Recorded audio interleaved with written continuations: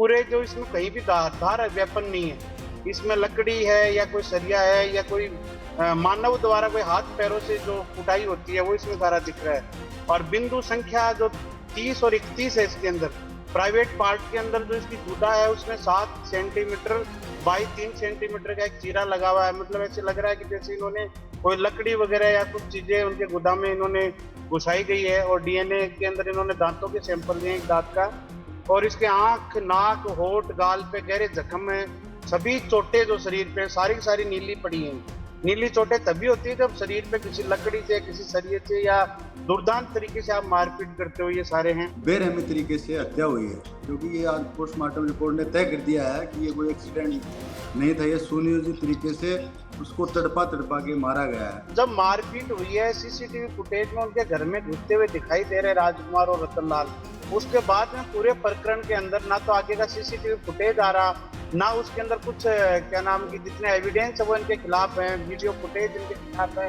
कल एक फुटेज है जिसमें ये लड़का घर से निकल रहा है, वो जो मिल है क्या नाम ऑयल मिल, वहाँ पे गाड़ी उसको डिपर देके इसको अपनी तरफ बुला रही है। उनके पापा का दावा है कि उनको बंदूक के दम पे उसको लेके गए। हम तो बार बार वो पूर्व विधायक और उनके बेटे जो भविष्य में जो विधायक बनना चाह रहे हैं उनसे बार बार पूछ रहे हैं कि तुम सोशल मीडिया पे धमकियां दिलवा रहे हो, तुम फोनों से हमें धमकियां दिलवा रहे, तुम राजकोट आए तो वहां हमारे आगे पीछे गाड़ियां लगा रहे हो, आज मीटिंग में कह रहे हो कि मिर्जापुर बोलने वाले जो लुखा वकील है वो जो मेरा नाम ले रहे हो। तो इतना ही ईमानदार हो तो तुम लोग अपने घर का सीसीटीवी फुटेज जारी क्यों नहीं कर रहे? तुम वो कुर्सी तक का ही क्यों दे रहे हो? कुर्सी का आगे का दो ना, आप एक बार आप दे दो सोशल मीडिया के ऊपर। आप आगे ये कह दो, गणेश जडेजा कहते कि ये देखो कुर्सी में बैठा, इसके बाद आराम से चला गया, वो आप चाहे 3 मिनट का है, 5 मिनट का है, चाहे 20 सेकंड का, वो फुटेज दे दो, दूध का दूध पानी का पानी हो जाएगा। हम तो कह रहे हैं। और तुम ये इतने दिन से, आज 21 दिन से लड़ाई चल रही है, इसमें तुम सोशल मीडिया पे स्टोरियां लगा रहे हो। एक मेरा स्टोरी लगा रखी है गणेश गोंडल ने अपने पेज के ऊपर की, जैन कुंड वकील लुक्का है, ये यहाँ राजनीति चमकाना चाह रहा है। मेरे गुजरात से हमारे क्या ही थी राजनीति, हमें क्या है? भारत माता के हम सारे स्टेट, हिंदुस्तान के सारे स्टेट एक हैं। अलग अलग भाषाओं के, भाषा जरूर हमारी अलग है, हमारी संस्कृति, हमारे धर्म थोड़े अलग है, लेकिन हम सब एक हैं। और हिंदुस्तान का बेटा महाराज एक यूपीएससी की अभ्यर्थी है जो यूपीएससी परीक्षा की तैयारी करता था, जो आने वाले समय में हो सकता है कि बहुत बड़ा अधिकारी बनता और इस समाज के अंदर भारत में उसकी कहीं भी ड्यूटी आती तो उस समाज में कुछ अच्छा काम अच्छा काम ही करता। महामहिम सत्यपाल मलिक जी ने ये मुद्दा उठाया था। आप देश का सबसे संवेदनशील आप ये मुद्दा देख सकते हैं।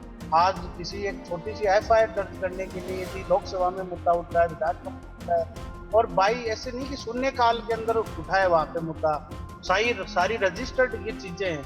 18 एमएलए ने ये बात उठाई है, चिट्ठियां लिखी हैं, 4 एमपी इसमें शामिल हो गए, उत्तर प्रदेश से, हरियाणा से नेता लिख रहे हैं, गुजरात में सीएम से मिले हैं। तो सर इसमें तो पूरा आपको लग रहा है ना कि पूरा एक कोई ना कोई अपराधियों का खादी का एक बहुत बड़ा गठजोड़ जिसमें सामने देखने को आ रहा है। नमस्कार मित्रों, एक सीसीटीवी, 2 सीसीटीवी, 3 सीसीटीवी, अઢળક सीसीटीवी, પરંતુ આજ સુધી કોઈએ કહી નથી શક્યું, સ્પષ્ટ નથી થઈ શક્યું કે રાજકુમાર ચૌધરીની હત્યા થઈ છે કે પછી અકસ્માત થયો છે, એ દિવસે શું થયું, એ રાત્રિએ શું થયું, આટલા કિલોમીટર કઈ રીતે ચાલે, અને અલગ અલગ સીસીટીવી સામે આવ્યા તો તેમાં પણ કેટલાય સીસીટીવી હજુ નથી બતાવવામાં આવ્યા, તે ક્યારે બતાવવામાં આવશે? જયરાજસિંહ જાડેજાના ઘર પર હતા તો ફક્ત અમુક સેકન્ડના સીસીટીવી કેમ સામે આવ્યા?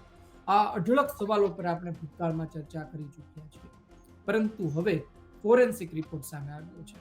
આ ફોરેન્સિક રિપોર્ટમાં લાકડી વડે માર મારવામાં આવ્યો હોય તેવા સમાચાર પણ મળી રહ્યા છે અને ગુદાના ભાગમાં ચીરાના નિશાન પણ સામે આવ્યા છે. આપણી સાથે એડવોકેટ જયંત મુંડ છે અને આ સાથે જ રાજસ્થાન જાટ महासभा प्रदेश अध्यक्ष कुलदीप भाई પણ જોડાયા છે.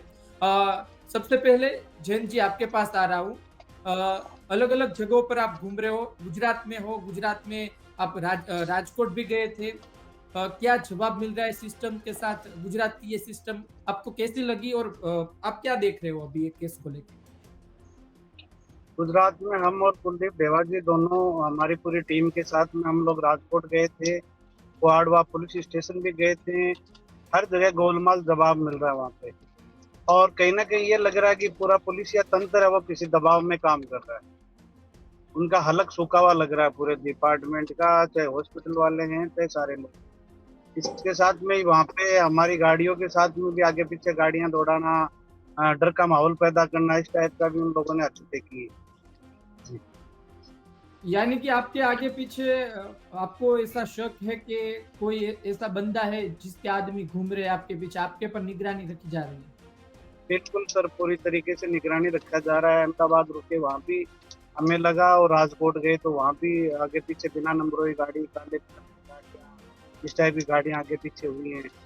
लेकिन वहाँ के जो मीडिया और जागरूक लोगों की वजह से हम लोग सेफ वहां से आ गए। और डिपार्टमेंट में हम पूरे दिन घूमते रहे पुलिस स्टेशन में, तो तब शाम को जाके हमें ये रिपोर्ट वगैरह। अभी भी जो फर्स्ट पंचनामा और फर्स्ट पोस्टमार्टम जो रिपोर्ट है वो अभी तक दे नहीं रहे। वहां से जवाब मिल रहा है कि या तो कोई आप किसी डीसीपी का आदेश दिलाओ या सरकारी वकील का आदेश होगा, तब हम फर्स्ट पंचनामा या फर्स्ट पोस्टमार्टम रिपोर्ट आपको देंगे। जी। अब मुद्दे पे आता हूँ। फोरेंसिक रिपोर्ट सामने आई है, क्या सोचते हो इस फोरेंसिक रिपोर्ट में? अलग अलग बात सामने आई है, आप क्या देख रहे हो?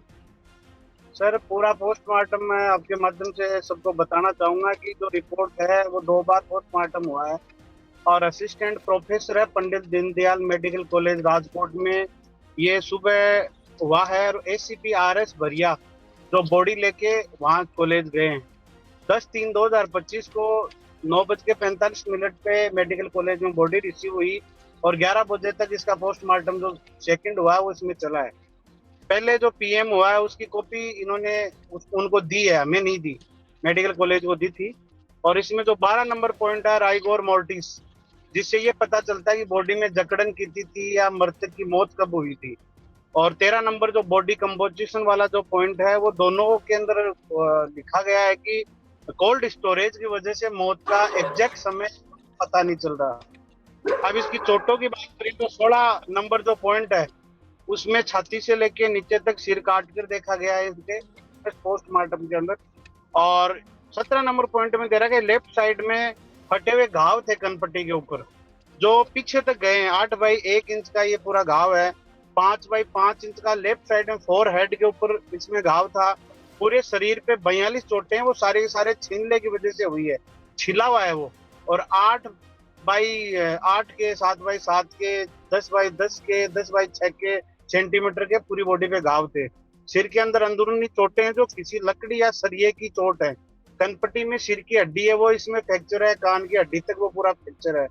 और पूरे के अंदर जो हमने पता किया, हमने यहाँ भी हमारे जो मेडिकल बोर्ड के जो प्रोफेसर हैं उनसे हमने एसएमएस के प्रोफेसर से पूछा जयपुर में कि पूरे जो इसमें कहीं भी धार वेपन नहीं है, इसमें लकड़ी है या कोई सरिया है या कोई मानव द्वारा कोई हाथ पैरों से जो कुटाई होती है वो इसमें सारा दिख रहा है।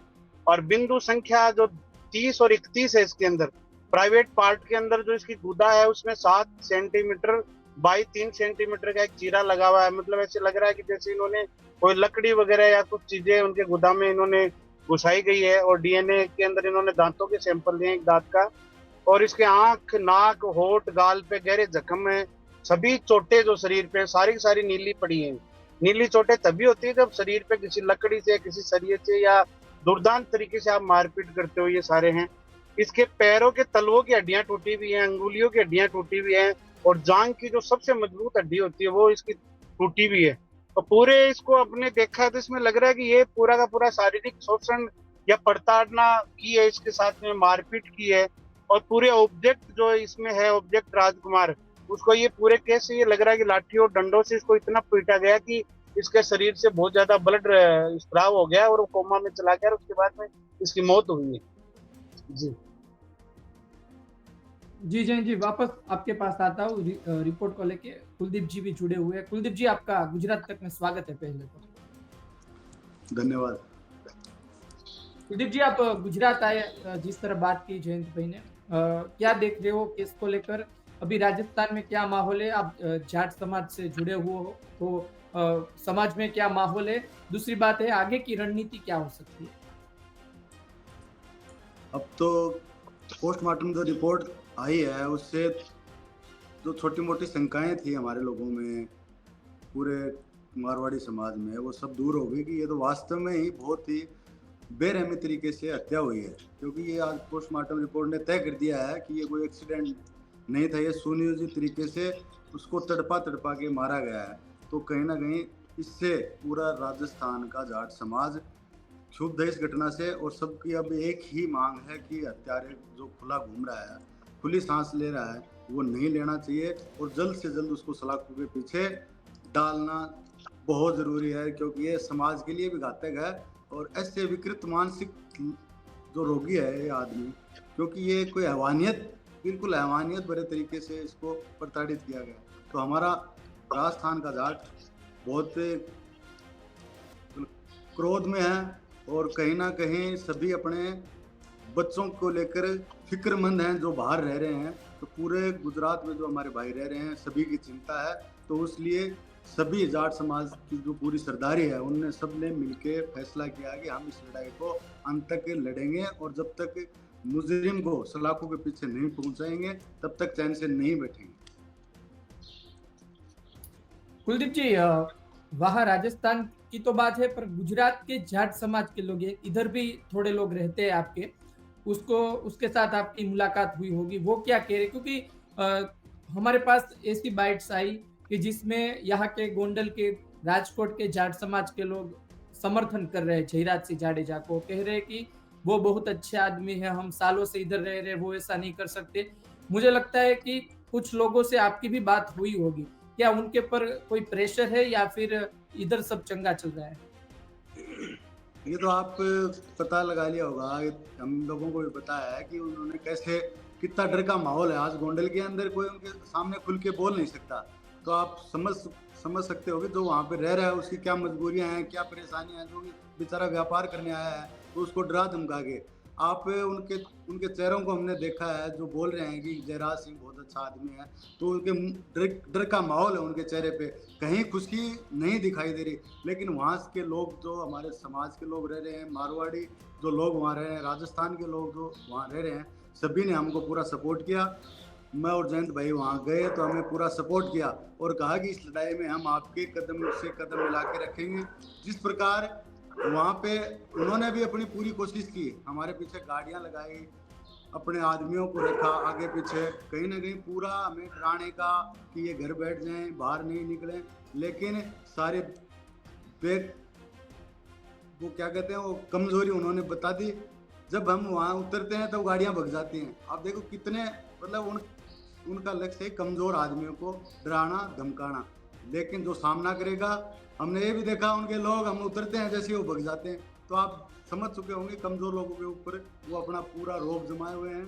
और वहाँ के इतने सालों से जिन्होंने अपराध का अड्डा बना रखा है वहाँ पे, तो वो किस हद तक जा सकते हैं। तो ये तो बहुत छोटी सी बात है कि एक अपने फेवर में सभा कराना, रोक, लेकिन उन्होंने कह दिया साफ साफ कि हम आपके साथ हैं, इस लड़ाई को पूरी तरीके से लड़ेंगे और कहीं ना कहीं हमारा भविष्य भी खतरे में है। ऐसे अगर वो अपराधी है तो मैं आपके चैनल के माध्यम से कहना चाहता हूँ, अगर वो अपराधी है तो जेल जाके ही रहेगा। और अगर बेगुनाह है, हम ये नहीं कहते कि कोई बेगुनाह को अंदर डालेंगे या किसी से हमारी कोई दुश्मनी, हम तो जानते ही नहीं थे कौन है कौन क्या है, लेकिन कहीं ना कहीं उसका नाम आया है। और उसका जो राजकुमार का पिता है रतनलाल, उसने चिल्ला के कहा है कि पहले उसके साथ घर पे मारपीट हुई है। तो कहीं ना कहीं सारा षड्यंत्र उसी का रचा हुआ है और एक अपराधी किस्म का व्यक्ति है, तो वो 100% वही अपराध के पीछे है। और हम उसको चैन से सोने नहीं देंगे, चाहे वो कितना ही बड़ा माफिया हो, कितनी उसकी राजनीतिक बड़ी पहचान हो। इस देश में हमने देखा है बड़े बड़े लोगों को धूल चाटते हुए देखा है, यूपी बिहार जैसे बाहुबली नहीं चले, तो ये एक छोटा सा गोंडल का एक कमजोर सा आदमी है जो कमजोर लोगों पे, लाचार लोगों पे, जो बाहर से आए हुए लोग, उनको डरा के अपनी सत्ता कायम किए हुए, लेकिन अब ये नहीं चलेगा। जी कुलदीप जी, जैन जी आपके पास आ रहा हूँ।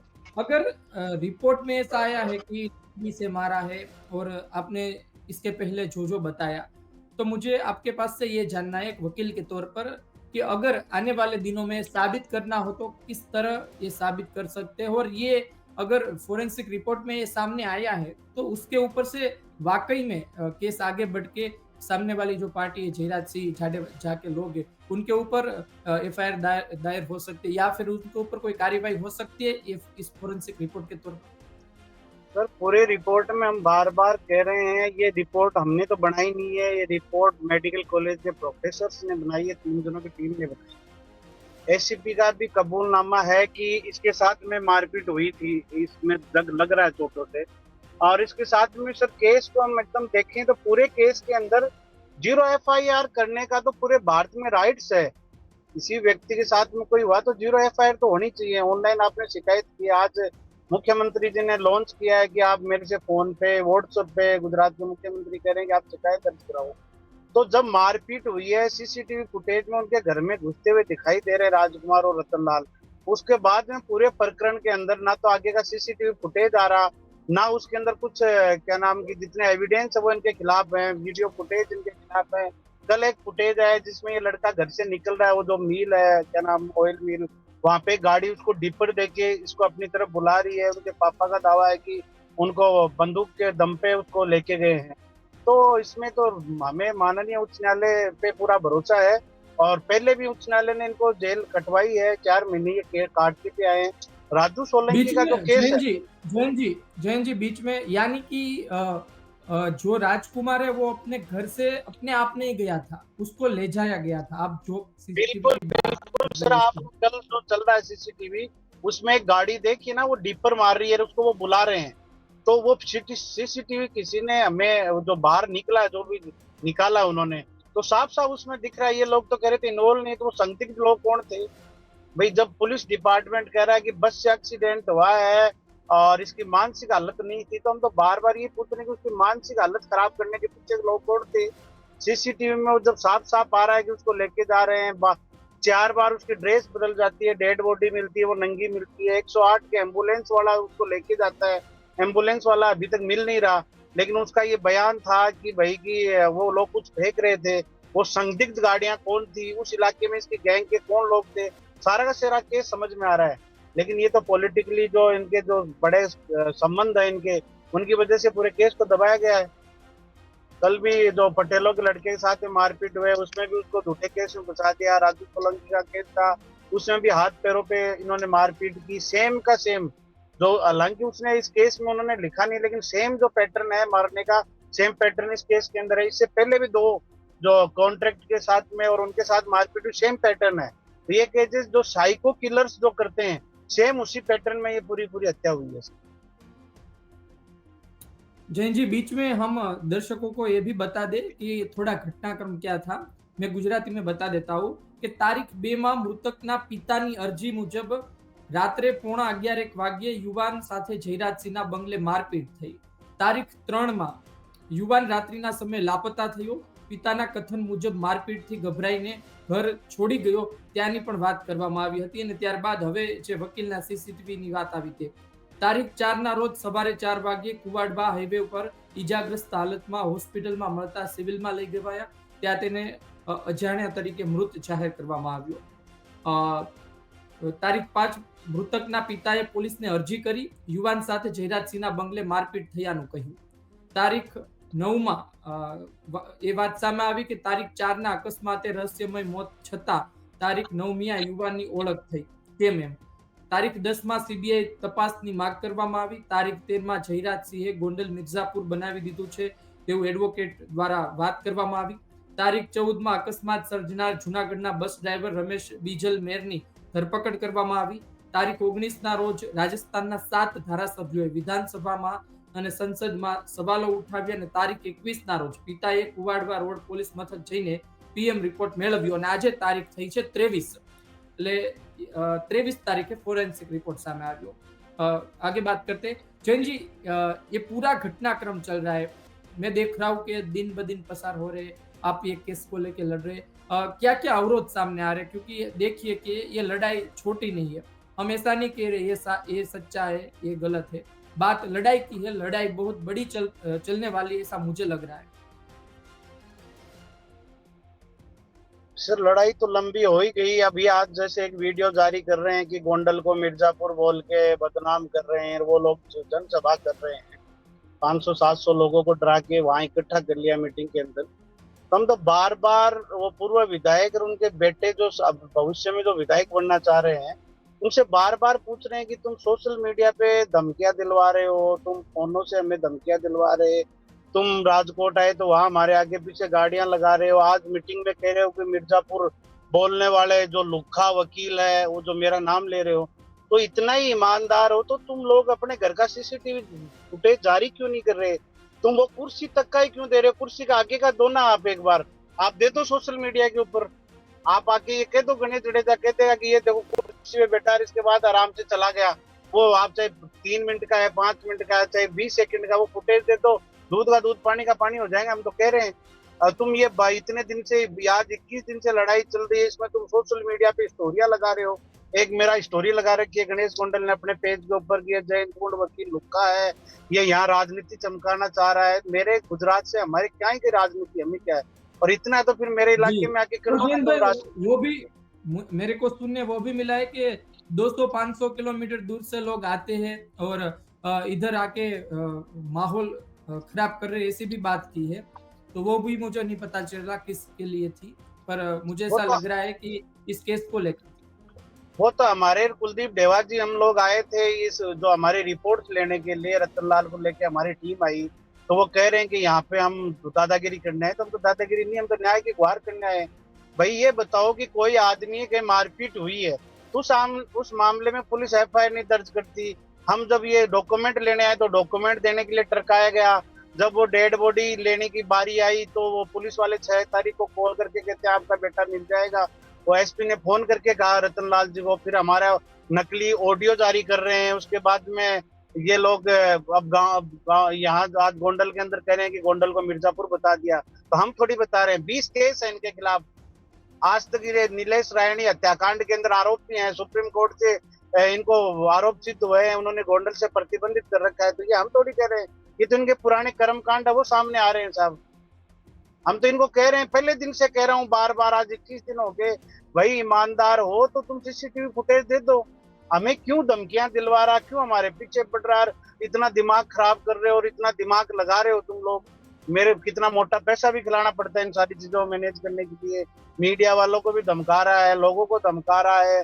अभी जो पटेल समुदाय के लोगों को कह रहे हैं कि तुम क्षत्रिय पटेलों में झगड़ा करने के लिए कोई विधायक बनना चाह रहा है, कोई कुछ नहीं बनना चाह रहा। ईमानदार हो, सारे एविडेंस दे दो, उसके बाद में दूध का दूध पानी का पानी हो जाएगा। या गणेश गोंडल का और रतनलाल का नार्को टेस्ट करवा लो, खुद बुलवा लो, दोनों का नार्को टेस्ट में जनता के बीच में करवा दो ऑनलाइन, पता चल जाएगा सच्चाई क्या है। लेकिन सच्चाई ये है कि ये मानसिक रूप से साइको है और इसने अपने ये इस टाइप का ये कांड कर दिया। ऐसे कांड इन्होंने पहले बहुत किए हैं। तो हमें तो जो बार बार डराने की कोशिश करें, तो हमें तो क्या है कि चैनल के माध्यम से कहते हैं कि मौत हथेली में लेके चलते हैं, जितना लिखा हुआ जिस दिन मरना उस दिन मरना है हमें, और ये देखेंगे इनके हाथ से मरेंगे किसके ना। हम तो न्याय की बात कर रहे हैं सीधे। गणेश गोंडल निर्दोष है, जयराज जी निर्दोष है, तो अपने निर्दोष बना साबित करो ना, उनके एफआईआर दर्ज करवा दो तुम लोग। खुद थाने में जाके, जयराज जी जाके थाने में अपनी मिसेज को लेके एफआईआर दर्ज करवा दो कि भाई इसको न्याय मिलना चाहिए। उसके लिए तुम झूठी सद्भावना के लिए तुम वहां पे ये प्रोग्राम करवा रहे हो, श्रद्धांजलि सभा करवा रहे हो, पूरी नोटंकी कर रहे हैं, सोशल मीडिया पे कैंपेन चला रहे हैं। इनसे क्या होगा भाई? मत होता है इनकी जगह तो मैं जाके एफआईआर दर्ज करवा देता है। ये है सर बात। जैन जी, एक बात ये पूछना चाहूंगा, आप राजकोट गए तो मुझे लगता है कि ऐसी बात हुई होगी, या फिर राजस्थान के कोई भारतीय जनता पार्टी के नेता जो आपके करीब के होंगे उसने भी आपको कहा होगा कि भाई समझौता कर लो और आगे बात मत बढ़ाओ, गोंडल जाओ, समाधान कर लो, उससे बात कर लो, मामला खत्म करो, ऐसा कुछ हुआ? नहीं सर, ऐसा कोई नहीं हुआ, लेकिन काफी लोगों के भारतीय जनता पार्टी के तो हम आरोप नहीं लगाएंगे, लेकिन कई हमें चाहने वाले जो हमारे लोग हैं, जो हमें चाहते हैं, उन्होंने हम दोनों को भाइयों को कहा कि यार तुम क्यों जा रहे हो वहाँ पे, क्यों इतने बड़े पचड़े में पड़ रहे हो, आप जितना बोल रहे हो उससे 10 गुना खतरनाक अपराधी है। फिर हमने कहा भाई ये तो हमारे इलाके का मारवाड़ी, आज हम नहीं बोलेंगे तो कब बोलेंगे? आज मारवाड़ी हमारे इलाके के लिए इतना काम करते हैं, तो सर हमने सच के साथ में हम लोग खड़े हैं।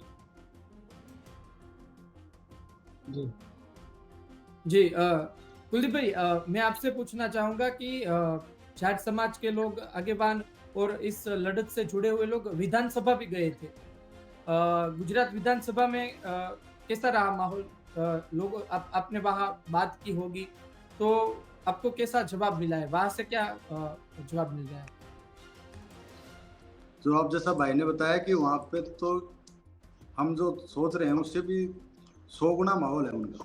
सिर्फ अपराध के बल पर, सिर्फ एक बदमाशी के दम पर उसने अपना टेरर बना रखा है।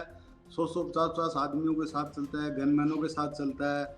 और जैसे कि वो गाड़ियों से निकलता है, काफिले से निकलता है, तो कोई भी धीरे नहीं निकलती। पूरा बाजार में भी पूरा माहौल बना के रखता है कि उसके खिलाफ वहाँ कोई बोलने को तैयार नहीं। आपने देखा हो 2-3 दिन पहले भी एक एससी समाज के लड़के को उन्होंने भरे बाजार में पीटा, बुरी तरीके से पीटा। और वो रिपोर्ट लिखाने दर्ज भी नहीं कराने गया उस केडर से। न कोई वहाँ का कोई नेता बोलता उसके खिलाफ, न कोई बात। लेकिन हम धन्यवाद देंगे आपके मीडिया का, गुजरात की मीडिया का, सभी हमारे भाइयों का जिन्होंने पूरा सहयोग दिया और इस तानाशाही के खिलाफ खुल के बोल रहे हैं। उनको भी काफ़ी धमकियां मिल रही हैं, जैसा कि हमारे भाइयों ने बताया कि हमारे चैनलों पे काफ़ी धमकियां दे।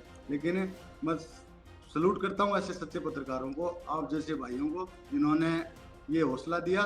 और आपकी पत्रकारिता निरंतर बढ़ती रहे और ऐसे अपराधियों के खिलाफ आप बोलते रहो। जी कुलदीप भाई, अब दोनों को एक एक सवाल कर लेता हूँ, फिर हम ये जो संवाद है वो खत्म करेंगे। कुलदीप भाई, आपका धन्यवाद। आपसे मैं वापस सवाल करता हूँ, पहले जैन जी से बात कर लेता हूँ, आखिरी सवाल। जैन जी, देखिए अभी जो गुजरात में जाट समाज के लोग रहते, राजस्थान के लोग रहते, उनमें भी अलग अलग बातें चल रही होगी। मेरे को वो जानना है कि आने वाले दिनों में, यानी कि अभी आप गुजरात में है, गुजरात में आप अलग अलग शहर में घूमे, राजकोट में गए, आने वाले दिनों में क्या हो सकता है? क्योंकि बात वो है कि अभी जो कुलदीप भाई बात कर रहे थे, वो ये पाटीदार युवक की बात कर रहे थे, सगीर की बात कर रहे थे। तो उसकी घटना हुई तो लोग ऐसा सोच रहे कि गोंडल में 2 बड़े केस एक साथ चल रहे हैं, और 2 बड़े केस में से जो पहला केस है वो तो अब शांत हो चुका है। आपका केस है वो अभी भी उसी जगह पे है। ना तो जो अकस्मात हुआ उसके बाद पुलिस ने भी ऐसी कोई पत्रकार परिषद नहीं की और ऐसा कुछ कहा नहीं है।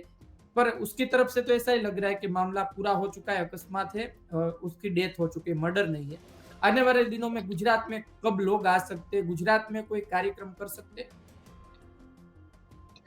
अभी तो गुजरात के मारवाड़ी समाज है वो अलग अलग जगह कर रहे हैं, और हम तो गुजरात वालों से भी ये कह रहे हैं कि भारत माता के हम सारे स्टेट, हिंदुस्तान के सारे स्टेट एक हैं सर।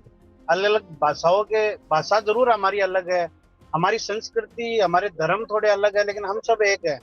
और हिंदुस्तान का बेटा मरा सर, एक यूपीएससी की अभ्यर्थी है जो यूपीएससी परीक्षा की तैयारी करता था, जो आने वाले समय में हो सकता है कि बहुत बड़ा अधिकारी बनता, और इस समाज के अंदर भारत में उसकी कहीं भी ड्यूटी आती तो उस समाज में कुछ अच्छा अच्छा काम ही करता। तो ये अकेला मारवाड़ियों की लड़ाई नहीं, ये तो पूरे देश की लड़ाई है। और इसको इसको जागृत करने के लिए, इस मौत को सीबीआई जांच करवाने के लिए, चाहे दिल्ली जाना पड़े, हमें गुजरात जाना पड़े, उड़ीसा जाना पड़े, जहां जहां हमारे लोग हैं, जहां जहां भारत के जो लोग हैं, उन सब तक हम सोशल मीडिया के माध्यम से हो, चाहे अन्य साधनों के माध्यम से हम ये जागरण करने का प्रयास करेंगे और इस केस के अंदर इस मूवमेंट को जारी रखेंगे। जी कुलदीप जी का वीडियो नहीं देख रहा, सिर्फ स्क्रीन आ रही है। कुलदीप जी, आवाज आ रही है? आवाज आ रही है कुलदीप जी? डिस्कनेक्ट हो मुझे गया। लग रहा है कोई इंटरनेट कनेक्शन दिक्कत आई है। जैन जी, आपसे ही बात कर लेता हूँ, आखिरी सवाल आपसे ही पूछ लेता हूँ। अभी थोड़े दिनों पहले की पोस्ट मैंने देखी, सत्यपाल मलिक, राज्यपाल, पूर्व राज्यपाल, वो भी इस केस को लेके बोले थे। आप इस केस की गहराई तब समझ सकते हो कि वो कक्षा के आदमी जो 4-4 बार राज्यपाल रहे, वो इस केस को लेके बोले, तो हम समझ सकते हैं केस कितना बड़ा है और आगे कितना जा सकता है। और कोई ऐसा बड़ा नेता हो, पूर्व सीएम हो, उसके साथ बात हुई है इस केस को लेके, वो आगे बोल सकते हैं? इस केस में हमने जो पूर्व सीएम राजस्थान उनको अवगत करवाया है, और आने वाले समय में अभी 1-2 दिन में कुलदीप धनखड़ जी के नेतृत्व में महामहिम राज्यपाल राजस्थान, इनको हम अवगत कराएंगे। वो राजस्थान के मुख्यमंत्री, उनसे हम समय ले रहे हैं। अभी विधानसभा चल रही है तो इस तक, उसके बाद में समय मिलेगा तो धनखड़ जी और हमारी टीम उनसे भी मिलेगी। और महामहिम सत्यपाल मलिक जी ने ये मुद्दा उठाया था। आप देश का सबसे संवेदनशील आप ये मुद्दा देख सकते हैं। आज किसी एक छोटी सी एफआईआर दर्ज करने के लिए यदि लोकसभा में मुद्दा उठता है, विधानसभा में उठता है, और भाई ऐसे नहीं कि शून्य काल के अंदर उठाए वहां पे मुद्दा, सारी सारी रजिस्टर्ड ये चीजें हैं। 18 एमएलए ने ये बात उठाई है, चिट्ठियां लिखी हैं, 4 एमपी जिसमें शामिल हो गए, उत्तर प्रदेश से, हरियाणा से नेता लिख रहे हैं, गुजरात में सीएम से मिले हैं। तो सर ये इसमें तो पूरा पूरा आपको लग रहा है ना कि पूरा एक कोई ना कोई अपराधियों का खाकी खादी का एक बहुत बड़ा गठजोड़ इसमें सामने देखने को आ रहा है। और ये गुजरात का मामला है, तो हम तो जो भी आईबीसीआईडी और जो भी सीएमआर और पीएमओ के जो लोग हैं उनसे यही दरखास्त करते हैं हम तो कि भाई इस मामले के अंदर इनको आगे आना चाहिए और अपराधियों को सलाखों के पीछे भेजना चाहिए। इससे पूरे देश और दुनिया में गलत मैसेज जा रहा है। जी धन्यवाद जयंत जी। कुलदीप जी, आप इसमें अपनी राय रखना चाहेंगे कुछ? आवाज नहीं आ रही, म्यूट है ये। हम तो हमारा पक्ष रखेंगे, राय नहीं रखेंगे, और पुरजोर तरीके से हम इस लड़ाई जी को जी जी जरूर। रोड के माध्यम से हो, चाहे बाहर निकलना पड़े, सड़कों पे आना पड़े, पूरा समाज एकजुट है और सबकी एक ही पुकार है कि कैसे भी करके हमें इसका दूध का दूध और पानी का पानी करना है, इन हत्यारों को सजा दिलाना है। अभी आने वाले दिनों में हमारी जयपुर में बहुत बड़ी मीटिंग है और वहीं सभी जाट सरदारी मिलकर एक बड़ा निर्णय लेंगे, उसके तहत हम आगे की कार्रवाई को अंजाम देंगे और अपराधियों को जल्द से जल्द सलाखों के पीछे पहुंचाने का काम करेंगे। धन्यवाद आप दोनों का हमारे साथ जुड़े आभार। धन्यवाद। Thank you.